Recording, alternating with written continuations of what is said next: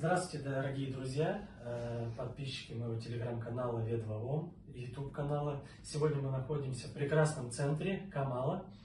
И с нами прекрасный, чудесный доктор Пранав. Да, он с Керала, с Индии. И сегодня мы поговорим о такой древней науке, такой же, как и джйотиш, как аюрведа. Этой науке, по-моему, более 5000 лет. Вот. Доктор, расскажите в двух словах, что такое аюрведа. So, first of all, when we talk about Ayurveda is practiced in India since the time immemorial. The word Ayurveda literally translates as the Vedas of Ayus, which means the knowledge of life. And as every indigenous medicinal system, it evolved and now reached on a stage that we see in present context. So most of the people might have asked, as it is an old science, how it is practical today. So the answer for that question is very simple. The basic principles of Ayurveda is somewhat a universal. So following, I will talk about the principle that governs the Ayurvedic science, and then you will understand how it is affecting and influencing different functions of the body. Так, и смотрите, в аюрведе основными считаются доши. Каждая доша состоит из энергии, правда это? Из саттвы, раджаса и тамаса. И вообще, скажите, какие доши существуют? Actually, when we talk about doshas, the word meaning of doshas in Sanskrit is that which is subjected or susceptible to vitiation, which means those things in the body that can be polluted when our food habits, our lifestyle and all these things, when it get impaired from the normalcy. So this doshas can be categorized into two forms. One is the physiological doshas and another is a separate entity for controlling the psychological disorders, that is this rajas, tamas and the other. So starting with the physiological functions, doshas are mainly three in types, which is vada, pitta and kapha, the physiological doshas. And the psychological doshas also are influenced by the main physiological functions like vada, pitta and kapha. So can I talk about vada, pitta and kapha? These are mainly composed of the basic elements of our universe, that is earth, fire, air and water, as this is considered as the main fundamental elements through which the entire universe is built of. So this is actually an approach which is not just materialistic in action, but it creating a kind of understanding that is beyond the scope of our mere scientific explorations. So it has to be a little more philosophical, and at the same time it has to be more scientifically accurate. So talking about vada dosha, pitta dosha and kapha dosha, this vada is a dosha that can influence in our body in various dimensions. So when we talk specifically about vada, we can say that almost all the movements in our body is caused by this vada dosha. I'm trying to summarize it very precisely. So this vada dosha, when I say movements, it can be called as the normal muscular movements, it can be called as cell divisions, it can be called as peristaltic movement in our intestine. It can be called as nerve transmission through different part of nervous system. That is also a function of vada. It can be considered as the entire blood circulation. So when you look at all this process, the basic thing that is happening is the movement. So this is the functionality of vada. When we talk about pitta, we can call it as the entire metabolic functions of the body is governed by pitta dosha. Metabolism is not to be restricted in the digestive tract itself. Whatever the transformations happening in our body is influenced by pitta dosha. It can be an enzymatic transformation. It can be in result of some hormonal transformations. So digestive system as well as the endocrinology can be related with this pitta dosha functionalities. And then we talk about kapha dosha. Kapha dosha is mainly that which nourishes the body. So this is a stagnant function that will nourish the body in different forms. When I say nourishment, it can be at different cellular levels.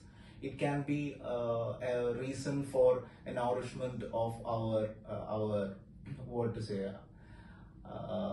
a nourishment of our each and every cells, and also in pathological state it can be resulted in some conditions like obesity and all. So these are the main basic principles or the basic functions of Vata, Pitta and Kapha. And when we talk about Rajas, Tamas and the normal Sattva Guna, we can see that these doshas are influencing our psychological functions as well. The normalcy of psychological functions is the Sattva Guna, which means everything is normal. And Rajoguna is more aggressive, which is more Pitta dominated condition. Tamoguna is more Kapha oriented condition. It will be very dormant. The clients will be very inactive. They don't feel with much energy. They will be very lazy. But at the same time, for Rajoguna people, they will be very aggressive, very stressed, very tensed, and very time bound, very punctual, and they will shiver. All this kind of, they will have redness very quickly. So all these kind of things are resultant of Rajoguna. So I hope it is clear how the doshas and Rajas and Tamas gunas are interrelated with each other. А вот еще смотрите, есть, я как понимаю, природа, пракрити и викрити. И считается, что природа пракрити это нам дается с рождения, то, что переходит нам от родителей, передается как бы по генетике. А викрити это деятельность, которая не, как сказать, не предписана данной личности. Правда ли, что считается, если человек не соблюдает свою дхарму, не выполняет своего предназначения, то как бы его доши начинают не поддерживать и начинается дисбаланс. So talking about Prakriti and Vikriti, the Sanskrit definition of Prakriti is Prakritir Nama Janma Maranantarala Bhavini Garbhavakranti Samaye Sugarene Dregadinida Nirvigarini Doshasthiti, which means this is a basic constitution of the body that is determined at the time of our birth. So in modern context, it can be called as genetics. So this is an Ayurvedic form of genetics, and when the time of our birth, the influence of doshas in the gametes of both mother and father will influence in the resulting basic constitution of the child. So this Prakriti is also influenced by these three doshas, Vata, Pitta and Kapha. And sometimes it can be Vata Pitta, Kapha Pitta, Vata Kapha. And sometimes it can be all the doshas will be normal. That we call it as a normal Tridosha Prakriti. And in case of this Prakriti, the main question that pops up in your head is, if there is a disbalance that is creating the basic constitution, how it is not resulting in diseases? So the answer for that is Prakriti, even though that is a disbalance, but that is not a pathological disbalance, which is actually a normal physiological disbalance. Which means, I will tell you with an example, if a person is little obese, if that obesity is the basic constitution of that person, we have to consider it as the normalcy of that patient. We don't have to consider it as some kind of diseases, obesity, because not all the men can have or all the women can have the same basic constitution. Everyone will differ. Some people will be more Pitta, some people will be more Vata, and some people will be more Kapha. And that is upon them to determine their basic constitution. So Prakriti, when it determined since the time of birth, even though there is the disbalance that is created, that is considered as the basic constitution of that individual. And when we talk about Vigrudi, if this disbalances is getting further disbalanced due to the food intake, due to the abnormal lifestyle, due to some other environmental factors, this basic constitution will change. Suppose, say for example, if a person having Vada, Pitta, Prakriti, and if due to some external factors or some kind of infections, or it can be anything, if these basic constitutions are getting disbalanced, then only that we can call it as a pathology or a disease. So a Prakriti cannot be called as a disease, even though there is a disbalance. That disbalance is normal. We all have disbalance. So that kind of disbalance is normal. But if that further causing disbalance due to some activities, then only it will result in diseases. When it results in diseases, we don't call it as a Prakriti, we call it as a Vigriti. I hope it is clear. Ну, сегодня мы уже получили много информации, такой основы. И скажите, доктор, ваши 3 правила, чтобы быть здоровым. 3 rules to be very healthy. First thing is our diet. Diet, when we say about it, this is the one thing we keep on taking daily. So in Ayurvedic context, as I say, this disbalance is mainly caused because of the disbalance of the corresponding doshas. So when the doshas are disbalanced, if you think about the reason for that, the main thing that is causing this disbalance is through rasas, which is another concept in Ayurveda. Rasa means taste. There are 6 rasas in Ayurveda, and these rasas are the main reason that is causing this kind of disbalance. And how these rasas are getting into our system? Through food. So if I take for example, if a person is having Pitta aggravating condition, Pitta Prakriti, and as we know, Pitta is very aggressive type of person, so it will be more body heat. So if that person is taking Pitta aggravating food, just like hot food, so that will create further increase of Pitta dosha. So that is why for every food we take, in Ayurveda classify all these foods according to their different taste. According to, it will fall either in the 6 categories of taste. So if you take this respective taste according to your body constitution, you can definitely maintain a proper life.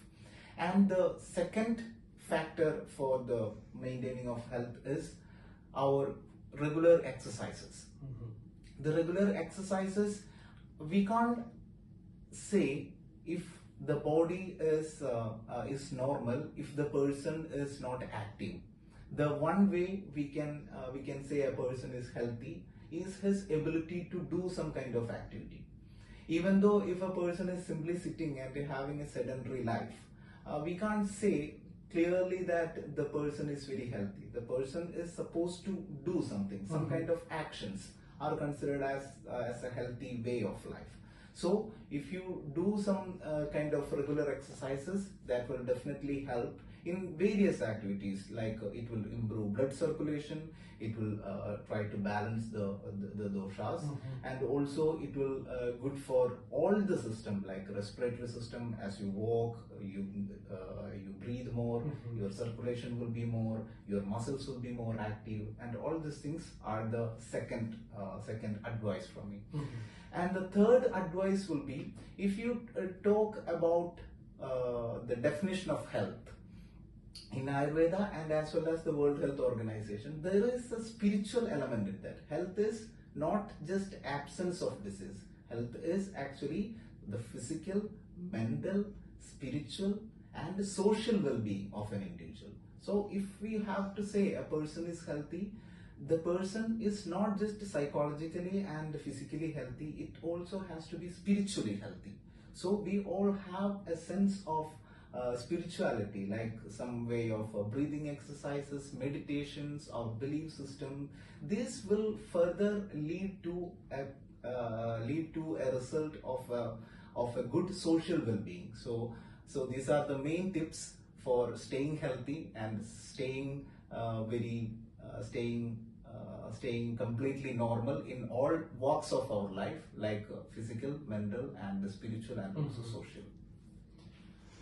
Благодарю вас. Все друзья, приходите сюда, в этот замечательный центр. Будут вас рады все видеть, встретить, вылечить и помочь. Всем добра.